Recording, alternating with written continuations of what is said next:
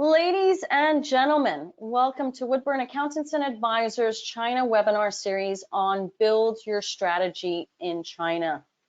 You've joined us for part 2 of this webinar series, where we will be talking about how to create a sales strategy for the Chinese market.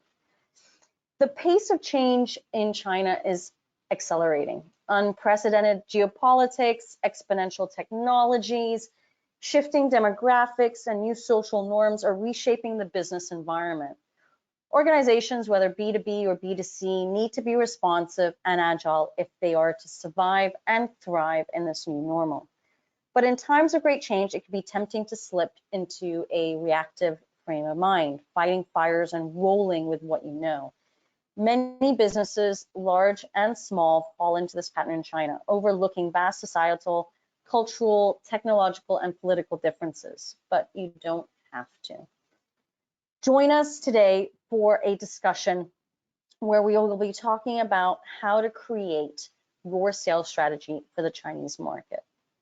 Woodburn Accountants and Advisors, together with Kiva Global, will provide you with the information and tools to enrich your China business skills and enhance your market entry efforts.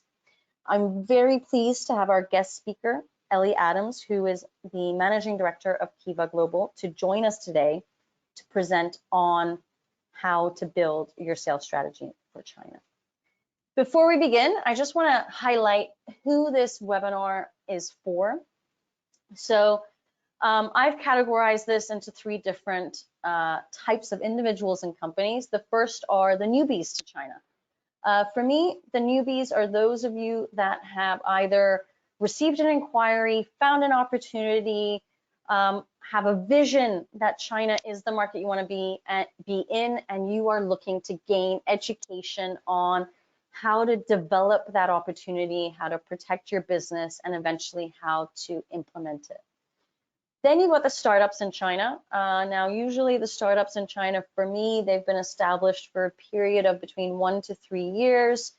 They've been focusing their attention so much on their core business that either they are seeing that the results are not satisfactory, or they have not really been in compliance, or their administrative functions are a complete mess that they can't really analyze their business. And they're joining today to kind of learn and educate themselves on how they can get the control back in their hands. A lot of people are surprised by the last category, which is the experienced China hands, because most people assume that everyone or anyone who's been in China for 10, 15, 20 years knows everything. Well, it's not true. As mentioned, China is changing. It is accelerating. There are so many things that pop up where there are bumps in the road, where people are always looking for new updates, new and fresh ideas on how to look at their business, how to strategize differently so that they can improve their business and grow. So how this webinar works? Well, the whole point of this webinar is that you are here to learn. So we're not here to sell to you. You are here to learn. We're going to teach you, we're going to educate you on how to create your sales strategy for the Chinese market. Please use this time, the next 60, 70 minutes, as a valuable spend of your time, which means interact with us. Please ask questions, put in your stories. It helps Ellie and I to get to know you a little bit better. It helps us to have a better understanding of your business. It helps us to also understand what your vision is for the market. So please do interact with us. In addition to that, I have muted everyone. So there won't be any distractions. As you can imagine, we don't want background noises as we're speaking or as Ellie is presenting. So I've muted everyone, so use the chat boxes or question boxes to input any comments or questions. You've joined us here on the GoToWebinar control system. If you are having issues with the audio, please know that you can use your computer audio or you can use a telephone landline.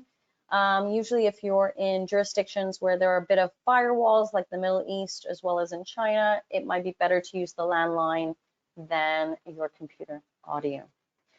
So that's it pretty much. Oh, from another technical point of view, With webinars, you're always looking for internet stability. There have been times where the internet has gone out. It won't last more than 30 seconds, so don't exit the webinar.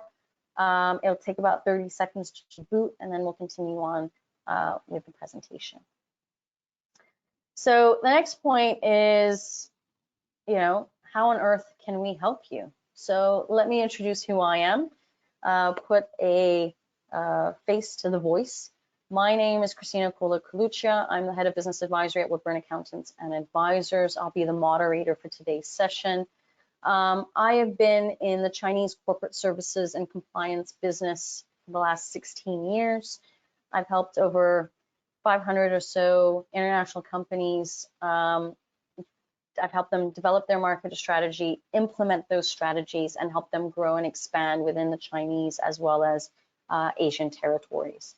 I'm also creator of the China Roadmap program, which is a program highlighting what your China journey should be, everything from opportunity to implementation to growth, and we'll be focusing on that in tomorrow's session. So if that interests you, definitely subscribe to that.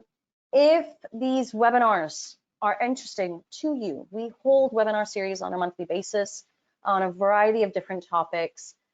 They are all complimentary, so you can subscribe to them through our website. You'll also get updates 3 times a week on different articles, webinars, events that are popping up throughout the period. Or you can also follow me, follow Woodburn on LinkedIn, and all our previous sessions, webinar sessions, are also on our YouTube channel. So that's enough for me. I've spoken quite a bit. I'm going to leave it now to Ellie to introduce Kiva Global. But just before she starts, I do want to explain a little bit how we got our relationship up and going. So one of our core services is implementation. We don't offer any form of services in terms of research, in terms of channel strategy. Our focus is really, you come to us once your strategy is completed and we'll implement it on your behalf. So this is why Ellie and I came together, because we work on a lot of projects where she has actually created the strategies for her clients who are now looking to implement them into the Chinese market, and they're looking for a service provider to do that for them. Ellie, if you want to add anything to our relationship, I've just unmuted you. You can Thanks. do so, but I'll let you have the reins for the remainder of the presentation today. Thank you very much, and it's a pleasure to be here again. But yeah, like you say, I think our services interlock quite nicely in terms of us being a very focused on management consultant strategy and your sort of expertise and implementation. And I've said this before, and I'll say it again, my partner and I always enjoy listening to your webinars, because we always feel you come with a great deal of knowledge and honesty, which often I feel gets missed out a lot of the time in the commentary around China. So it's a pleasure to be here. Today I'm going to be talking, if you don't mind, going to our purpose and outcome. No, it's not that. Yep, agenda. Thank you. So today what I'm going to be talking about is, I'll give you an overview of who I am and what my company does. We're going to be looking at what you're going to be getting out of this particular webinar. We're going to talk a lot about trade-offs, because that's often something that doesn't really get discussed where it comes to making your sales strategy. But there are trade-offs, and that's fine. They exist everywhere. It's just knowing what those are. I'm going to look a bit about how distribution works in China, and talking about the dynamics at play, and perhaps how this is quite different to what you might be used to. We're going to look at e-commerce, but focus on the cross-border aspect of e-commerce, because e-commerce is such a broad area. And then we're going to look at a program that we run, which is a sort of market entry program working with our strategic distributors. And then we'll end with some Q&A. So on to the slide about me. This is me. I'm a management consultant. I actually studied a science degree, and God knows why, and realized I was never going to become a scientist. And I ended up going to live in China to go, and the original plan was to just study for 1 semester and try and learn some language. I lived with Chinese families, and I was just spellbound really by the difference in cultures And I loved learning Mandarin. I became such an addict. So I ended up living in Beijing. And then eventually I moved down to Kunming, where I worked at a charity, and I continued to study, but picked up dialect as well. And I ended up coming back and working for Thomson Reuters on their international grad program, and quickly went back out to China. So I've spent a lot of time working in China with China. And then I joined a management consultancy called Monitor Deloitte. It's the former Monitor Group, bought by Deloitte. And my role there is very much about working with large international corporations on sort of difficult problems, basically, just difficult challenges is the role of a management consultant. Now, Kiva is the amalgamation of that management consulting specialism with sort of operational experience in China. And that is how we came to be. It is myself and my two Chinese partners and some colleagues, and we're a small management consultancy, and we work with firms very much focused on a market entry or optimizing what they do in China. So I've actually covered the material on the next slide now, but yeah, essentially it doesn't really matter who we work with in terms of what their industry expertise is or their stage of maturity in the market. We work with companies who are looking to launch, looking to grow, i.e. understand what they're doing currently, how to improve it, but also those that want to actually take it to the next level in terms of going up against local competitors, setting up local establishments, whether it's a woofie or something else, to actually scale their business in a more formalized way. So in terms of today, the purpose and outcomes of this session, I want to go through the dynamics of the distribution system in China and just look at that from a sort of management consulting perspective in terms of what you should be aware of and how this might influence your decisions. We're going to look at cross-border e-commerce and try and sort of sift through some of the various options that you face to create a bit more sense around that. I'm going to talk about our incubation program, which may be relevant to some of the listeners on this webinar, in which case I welcome you to get in touch. And then we're going to look at setting some realistic targets and objectives for market entry, because I think a lot of the time where it comes to anything to do with China, there's a lot of disappointment because objectives are not realistic. So hopefully this session will help with that. And it will also, I hope, create the foundation for you to sort of create and implement your own sales strategy for China. So if we move to the next slide, this slide I would quite like you to sort of retain as we move through this presentation, because really this is the fundamental equation that sits behind all of your sales decisions, or go-to-market sales decisions in China, comes down to trade-offs. Trade-offs between cost, how much do you want to invest? Control, how much do you want to be at the steering wheel? And how much do you want to own, essentially, of your operational management? And then localization. So to what extent can you provide a local delivery of service? Now, essentially, you cannot do all of these three things 100% at the same time. You have to make a trade-off. And that trade-off is dictated by perhaps your industry, your market, your particular area of customer, but also sometimes your own circumstances. Sometimes people don't have the biggest budget, so they might have to invest less and cede some control. So we're going to look at how this dynamic plays out against decisions over whether you go through a distributor or whether you go via cross-border. Just retain this triangle here because we're going to come back to it. So first of all, distribution.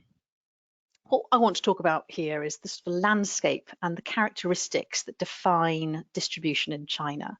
We're going to look a little bit about relationship management, because this is a very interesting area and it's something I often get exposed to in my work with clients and distributors. And I want to look at the roles that we assume our distributor is doing. And this is sort of links to the relationship management piece, because as I will explain shortly, I think sometimes when relationships sour, it's often due to a mismatch in understanding or assumptions regarding what a distributor does for you. So on the next slide, This slide, I'm going to explain this to you because it's quite a busy slide. So distribution in China, just bear in mind that distribution is quite young. China was traditionally a supply-driven market. And actually this only changed relatively recently when regulations opened up and actually you had just a vast number of private distributors setting up. So there are so many small, scattered regional distributors in China. Now, the reason for this, well, there are multiple reasons. If you look at the top left, you can see this is a map of stereotypes in China. So it's a little bit, tongue in cheek. But what this map is there to illustrate is that there are lots of cultural, linguistic, consumption, taste, variety, variations across China that mean that you're not, it's more like a continent than a country. You cannot assume that consumers in northern provinces will consume based on the same requirements as someone living in Guangzhou. There is so much variation, and that's one reason why you have so many small scattered distributors who are going to accommodate for that local, taste. The other reason is supply chains are very inefficient, or at least have been traditionally very inefficient in such a large country.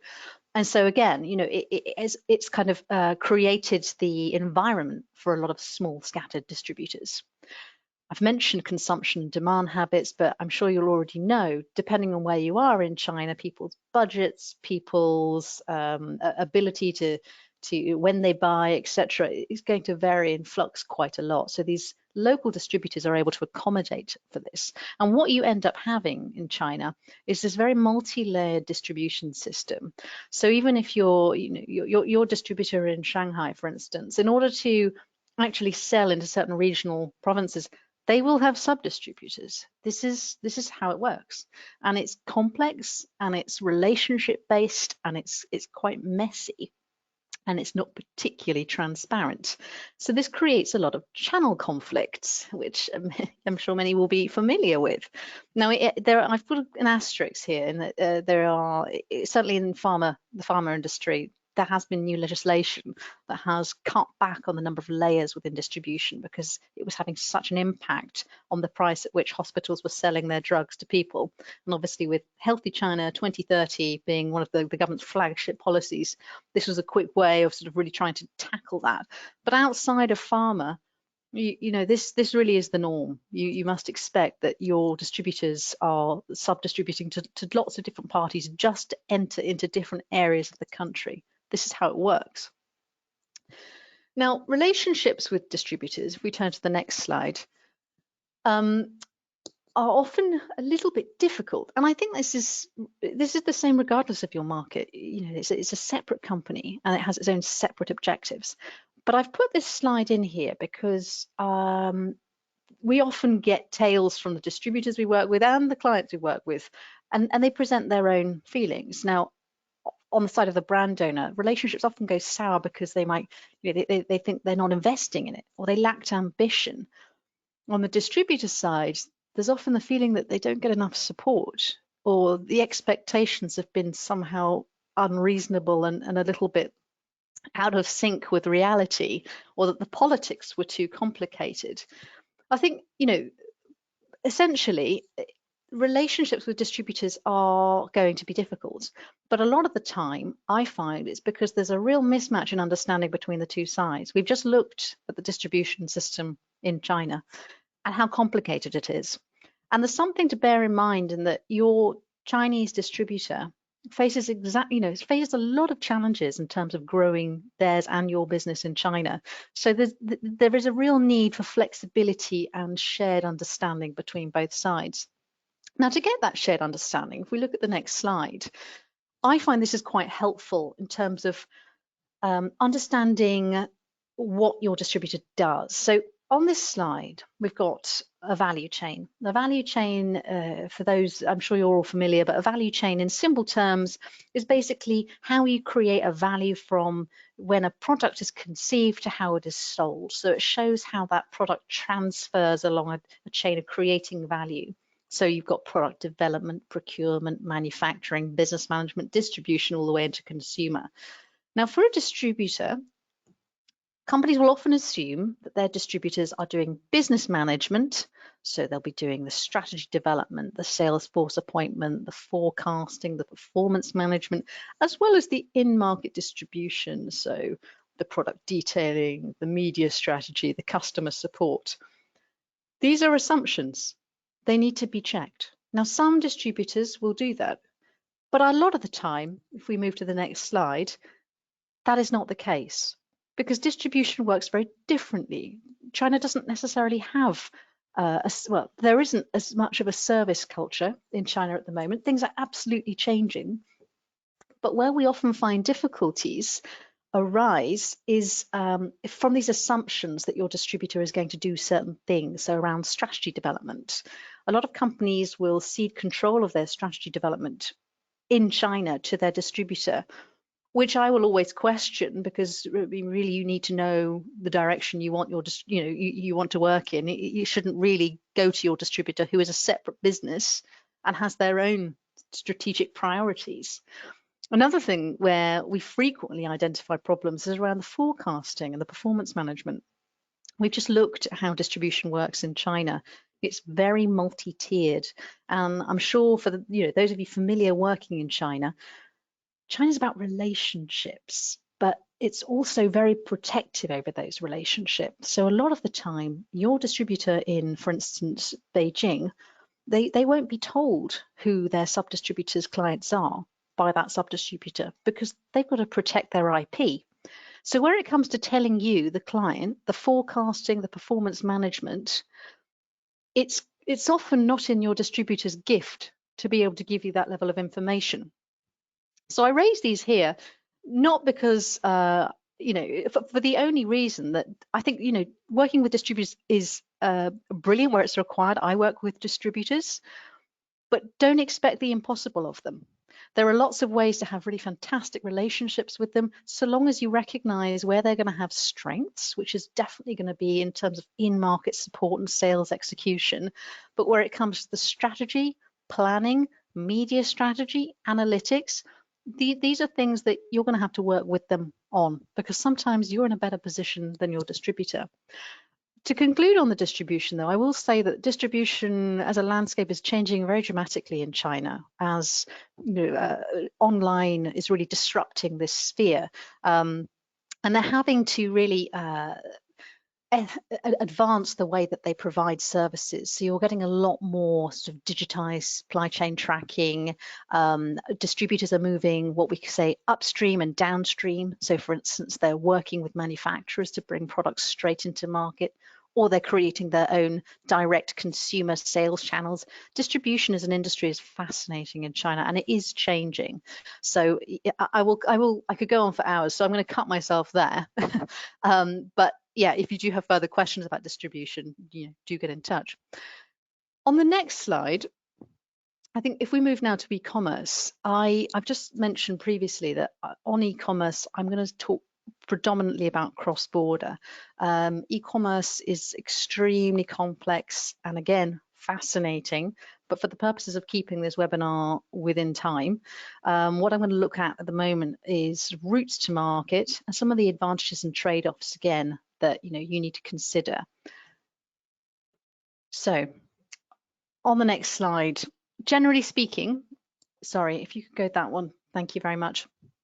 So generally speaking, when you think about cross-border, you have, when you think about e-commerce, you have your cross-border e-commerce, which allows you to retain your sort of intellectual ownership of, well, everything. You don't need to set up a Chinese legal entity to do cross-border e-commerce.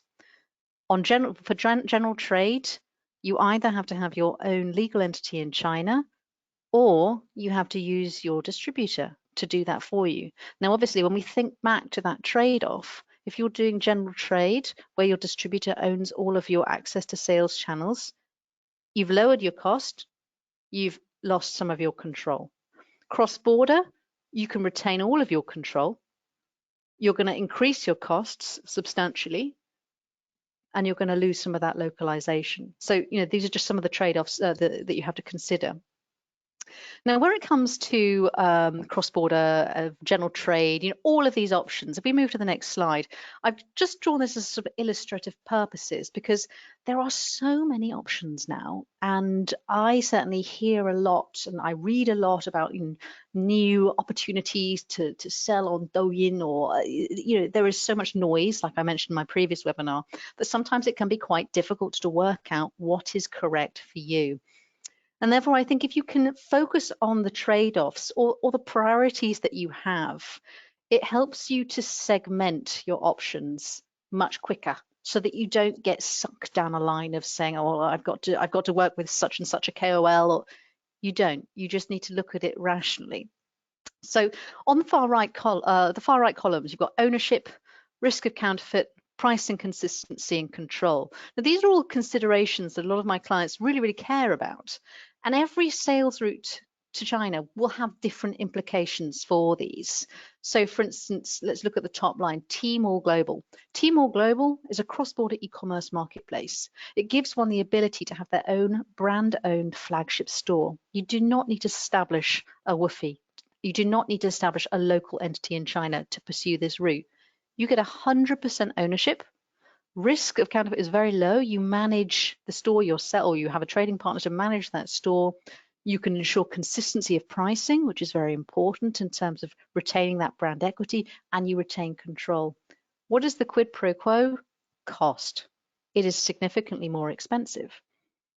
So this sort of table here just illustrates for you some of a method you might use. So when you are looking at your various routes, create a table like this, work out what your priorities are, and work out what your trade-offs are, because that gives you, to Christina's point yesterday, strategy cannot be done in isolation. It's a decision-making process. If you're able to present something like this to your colleagues and say, I hear that you want this particular avenue, the trade-offs are this. Can I get, your sign off that this is what you want to do? I think it creates a more robust process for decision making. If we move to the next slide, this summarizes some of the advantages and the disadvantages of, distribution versus direct sales via e-commerce. Now, obviously, with distribution, you can increase your coverage much faster. You've got someone on the ground already who's laid all the groundwork. They have their sales channels established. You can penetrate much faster. You reduce your costs because someone is buying it up front, and the rebate is therefore, a lot faster. The risk feels lower in terms of the cost. The disadvantage is often, things like forecasting. It's not so easy, and you've seen the reasons why. Distribution as a landscape is quite different to the way it might look in your own country. Transparency is not going to be great, probably, unless you work really hard on a communication with your distributor. You're going to have limited control. As soon as you work with a distributor, the control passes to them. So there needs to be a really emphasis on trust, but also using certain tactics to encourage certain behaviors. For instance, China is a gifting culture where relationships are key. So, you might think about creating a contract where the more they sell, the lower their price goes, encouraging and re-emphasizing this idea that as you do better, you are becoming better friends. What do friends get? Friends get financial advantages. So those are the sort of things to consider. With a direct sales channel, you get increased efficiency. You can, for instance, with Tmall Global, you can easily use an Alibaba logistics supply chain. It's very slick. It's therefore fast. The process is transparent. You own your data. You can engage directly with your customers. You can read all of your customer responses. You own all of your customer data. Pricing control is easy. You can sort of work out what's going on within your operations and create, perhaps, respond to challenges that may emerge a lot faster. The disadvantage is always going to be cost, because in order to enter the market, let's say, for example, on Tmall Global, you're going to have to put in a lot of upfront investment in order to generate the sort of marketing interest in your product, which is otherwise unknown in the market. You know, market expansion is also going to be slower because you're not providing that localization that a distributor is able to provide. So with a direct route such as e-commerce, you lose out on the cost element and you lose out on the localization. That is your trade-off for control. So I hope this table is sort of helpful. Just again, you bear in mind that you've got that sort of triangle that control, cost, and localization. There are loads of ways you can approach market entry into China, but just be cognizant of the choices you're making and the implications that they have. There is no one right route for anyone. We just have to be cognizant of why we are doing certain things. Now, my company, if you go to the next slide, thanks, Christina.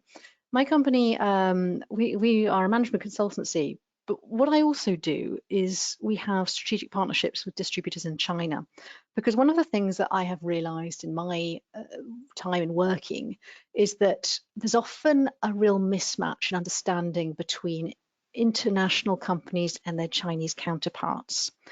And I often get approached by companies, non-Chinese international companies, will say, we want to find a distributor, got a great product, you know, it's selling so well.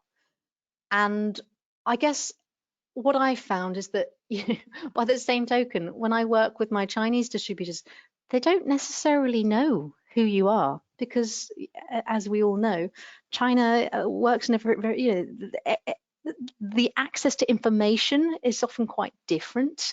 And there's nothing to say that they will know who you are. So to ask a distributor to take on your product without any knowledge of it or how it's going to perform in a market that is so different to their own is a huge ask. And that means that, you know, maybe you'll get lucky, but often what happens is you'll get lucky with a very small fry distributor and you kind of take a punt on it. So what we've established as a company is an incubation program. So we have strategic partnerships with distributors in China, large distributors in China who are very specialized in what they do, but for the same reasons I've discussed, they're not going to take on a new product without seeing its performance. Now, e-commerce as a route gives people an opportunity to go straight to market quickly, but the quid pro quo here is often cost and investment. And I have always felt very uncomfortable with, you know, knowing what it's like to run a business. You know, I've always felt a little bit uncomfortable about, you know, that being the only choice for people. How is it so that you can only test your product in this way?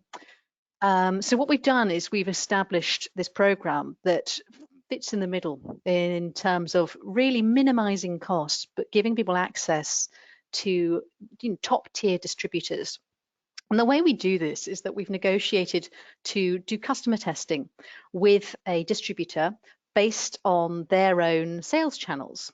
So we are able to give our clients access to their sales channels for real, you know, real customer testing, nothing virtual. It's not based on data. These are real customers who take part in a loyalty program. Provided the product is successful, we move into sales testing, where our client can then see how their products sell, what the return on investment is across different types of sales testing. So what this means is that for companies that use our program, they're not given, and I really hate it when people say, you know, what's my return going to be? I think you're asking the impossible if you ask someone who's not tested your product in a market to give you that answer. And anyone who gives you that answer, I think you should be inherently wary of. So sales testing for us is the ability to give you real data on what your return is going to be, so that we know and our distribution partner knows how it's going to perform prior to any investment.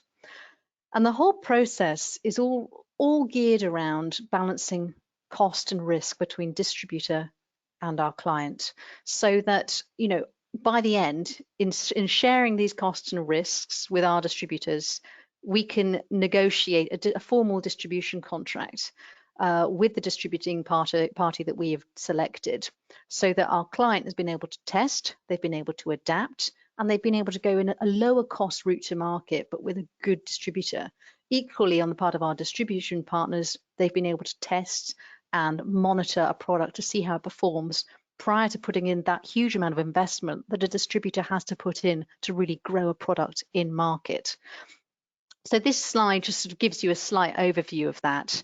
And my next slide, again, this is a further overview in terms of the strategic partnerships we have. Our partnerships are predominantly around big health, which is such a huge opportunity area in China at the moment.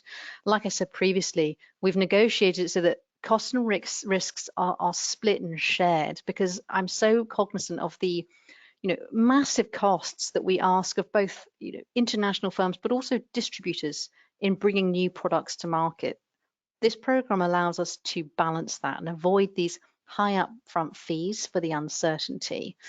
If you have any questions about any of this, about incubation, about e-commerce, about distribution, please do get in touch. I've got my details on the next slide. It's such a massive area that I had to limit myself in how much I said, but I know we're going to get some of the questions. But yes, do get in touch, and I look forward to hearing your questions. Ellie, thank you so much for the presentation today. I love the idea of this incubation service with the distributors. I think it's a great tactic for a lot of people that are not sure. It's a bit like they see an opportunity, they're not 100% if it's a real opportunity, and it's a way for them to do actual real life testing on the ground.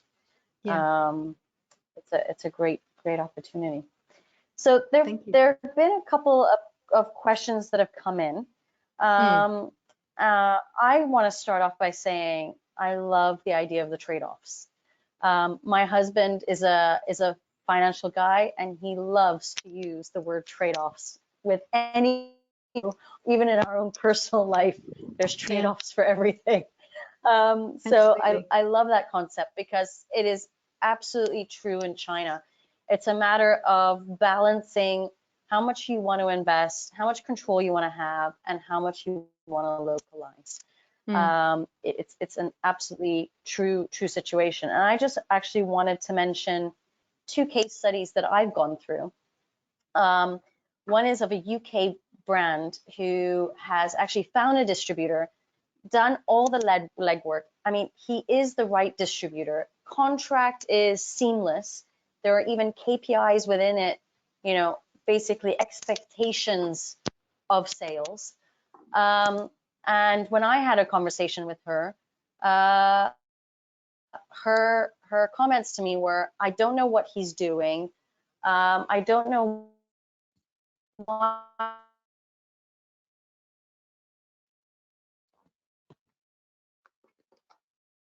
the KPIs haven't been reached. And then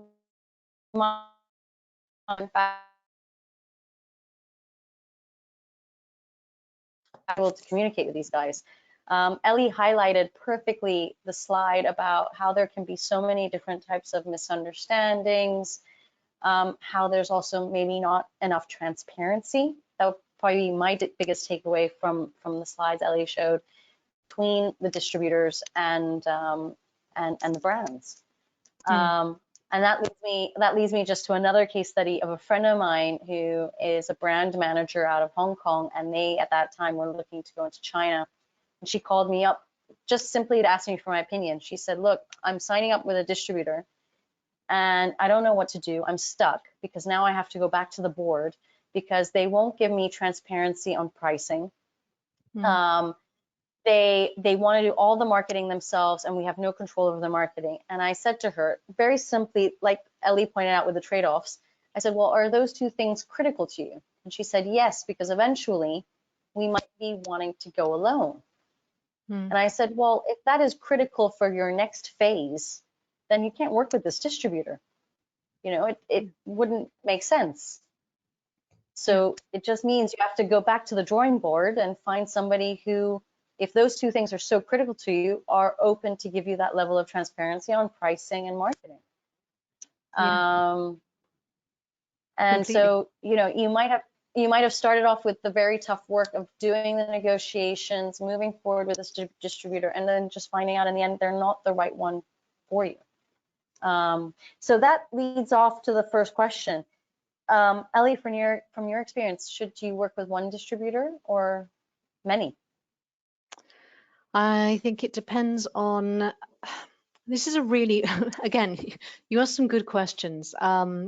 This really depends on who your distributor is, because one of the things we've learned, sometimes the hard way actually, is that China is built on relationships and trust. And so one of the things you've got to be so mindful of is that your distributor has their own relationships, and you cannot afford to make them lose face. So where it comes to a large distributor who's going to have sub-distribution contracts across all of China, I think you can afford to work with one distributor. Where it comes to a smaller distributor, sometimes you are in a better position to help them form allegiances and alliances with other distribution parties and agents and sub-distributors than they are, because you are outside. You can play by a different rule book.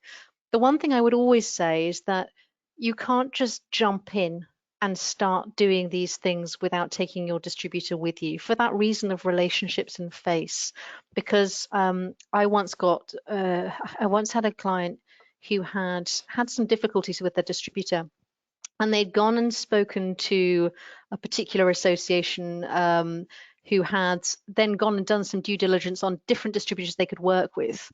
Now, unbeknownst to this association, all of the distributors that they had contacted were already sub-distributors of this distributor.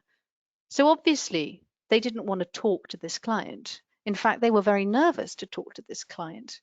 So you have to do these things with great care. And as you pointed out in one of the trade-offs, if you're looking to have a very short-term transactional relationship where you assume full ownership in 2 years' time, you're asking the impossible of a distributor who is going to be reliant on a long-term relationship with you, and they're going to be incentivized if you give that to them.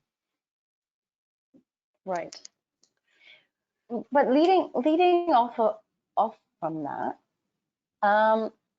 what could the company have done to know that they were reaching out to sub distributors? I mean, is there a vetting process or due diligence process, I guess, to know that hierarchy?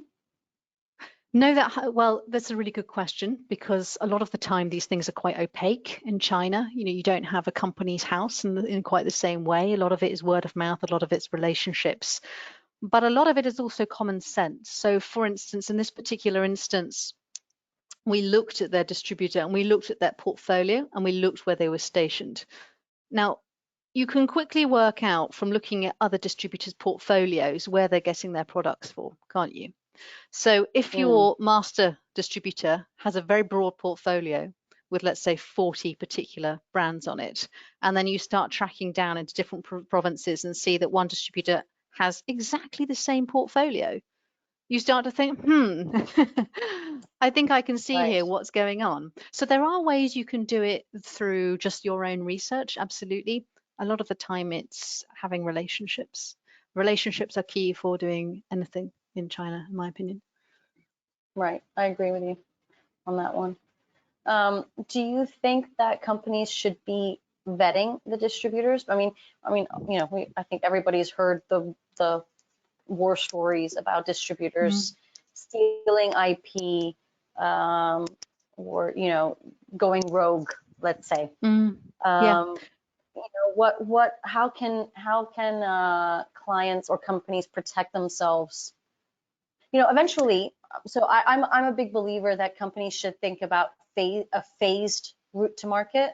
Yeah. Where they might use a distributor first to do offline. They might do cross-border themselves to do online.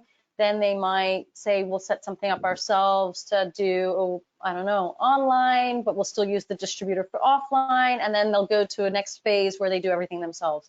I think it's a phased route to market. But how do you protect yourself to get to the next phase, basically? You know, So on the first question of due diligence, I think you're absolutely right. There's a due diligence on both sides to check that you both share the same objectives, isn't there? And that's a process.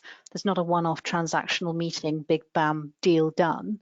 I think often it's about a slow, staggered testing and joint experiences to check that you're both heading in the right direction.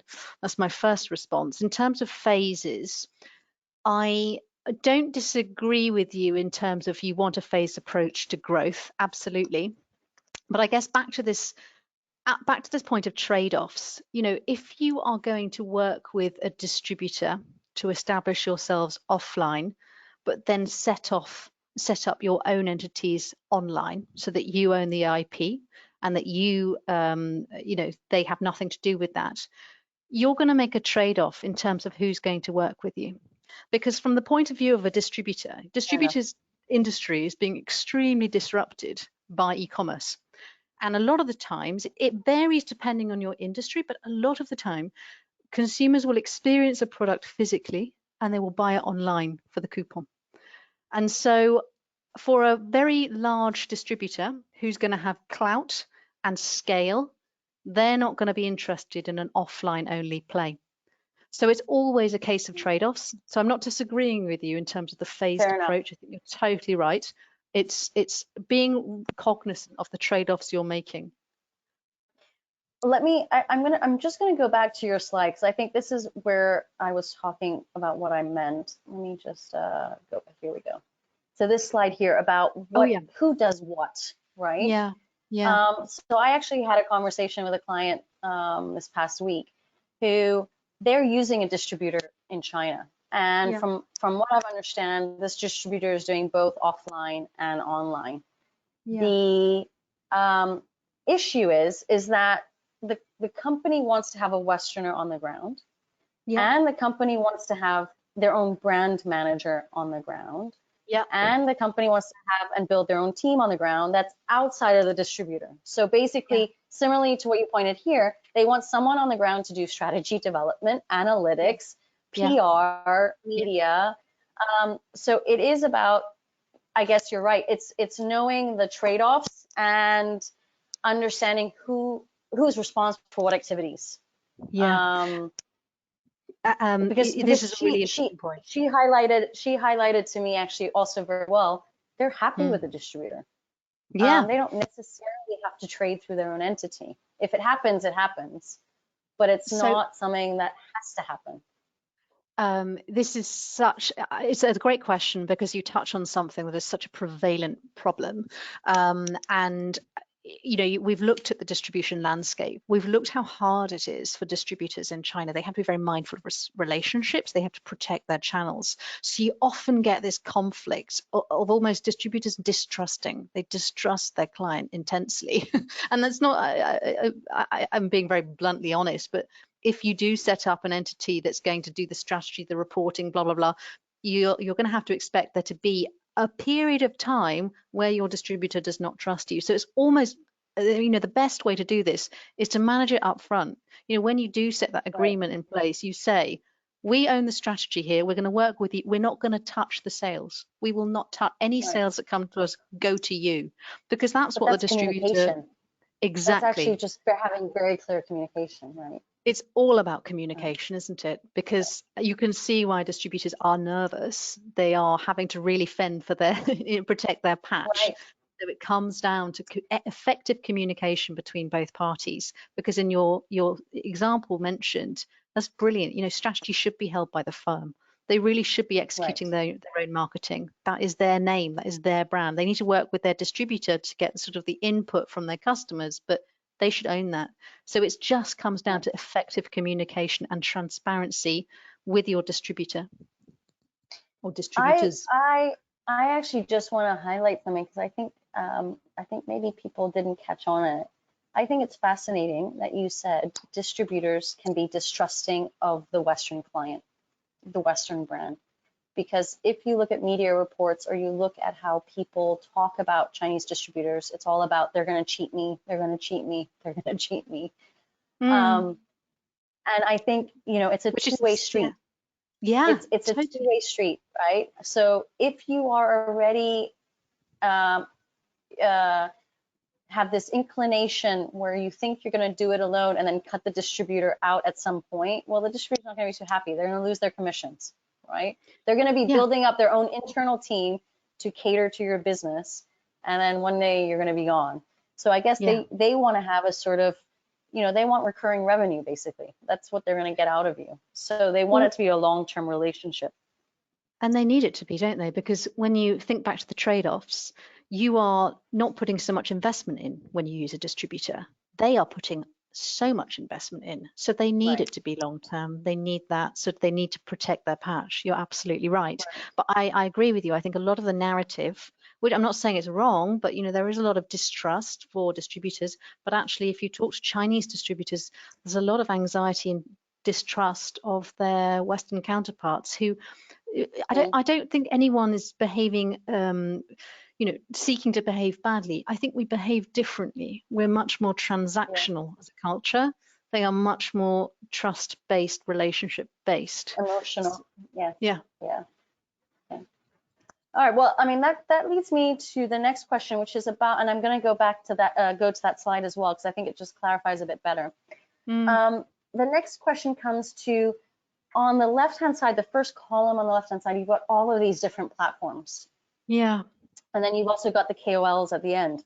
So the question comes to, how do I as a brand choose what platform suits me? What research do I have to do to know whether Tmall Global is for me, whether Koala is for me, whether WeChat is for me? Do I choose, a bit like the distributors, do I choose one? Do I choose many? How do you do that evaluation? Great question. Well, first of all, there's an element of market research here, isn't there, in terms of knowing where your customers buy and what's important to your customers. So, for instance, an example in mother and baby, for example, customers they want to experience, they want to touch and hold these products because there's a huge sensitivity around, you know, whether it's going to be good for their child. So knowing that, you're immediately going to think, okay, well, offline play is really important here. Localization is really important. Possibly a better route to market for me is going to be a distributor. So I'd say the first step is really understanding your industry and how it works. You know, another example is the microscopy client we talked about yesterday. Their market works again through disparate sales teams. There is no e-commerce aspect to this market. So immediately, in understanding your customers and how they buy, you start to sort of break down where you should be going. Now, if you've decided based on your customers and your industry that actually online is a viable sort of option for you, the next step is going to be working out what's important to you across that sort of control, investment, risk, and ownership. And from that, you can start, because there are loads of platforms, but there are quite a few key platforms, and you can start putting them in a table like this and just seeing which ones you can rule out. So for example, Tmall Global or Kaola. Tmall Global, you can own it. Kaola is previously owned by NetEase, and it was a different sales model in that you did not own your flagship store. You had sort of a consignment arrangement where the price would flux. So for the client you mentioned, if they want pricing consistency, don't use that. If that's that important to you, you have to go with something where you can have full ownership over the pricing. Does that make sense? I find that table, it does. I find and control are so critical. I wouldn't know what to trade off out of those three. Yeah. And I guess this is where you're phasing. Tricky. And I guess that's where your phasing comes in, doesn't it? Right. Because I mean, I think the biggest, sorry, go ahead, Ellie. I was going to say, and that's where the phasing comes in, but also the in terms of having a strategy, and some of these things you don't have control, so you approach them in a different way. Maybe they're short-term experiments done in a certain way, if control is the massive thing for you. I just want to highlight to people regarding the risk of counterfeit. I think the first thing you need to do if you go on any of these platforms is to really check that your product is not already there. You know, if you are already producing your product in China with your brand, don't be surprised if your factory is selling that product behind your back online somehow. I've seen it quite a lot in any type of consumer product, whether it's mom and baby, clothing, accessories, etc. It happens quite often. I mean, that should be the first research you probably do. And it's also really insightful in terms of, I mean, that's often how companies end up going into China. They think that they, you know, just boomed, but actually, like you say, their product was selling for years already on Taobao or something like that, and so had sort of done that seeding process without them realizing. So you're right. Grey sales are a great means of doing some market research.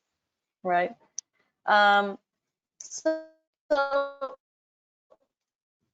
that's all the questions that actually came up. I think, you know, at the end of the day, I mean, I just want to make a very conclusion to Ellie's presentation for the first time. It's not complicated to create a sales strategy. You know, when you look at these slides, there are not so many slides. It's a very clear direction that you have to go into. It's just, again, knowing ultimately, how are you going to get your board to make a decision and then execute? I think that's the biggest issue.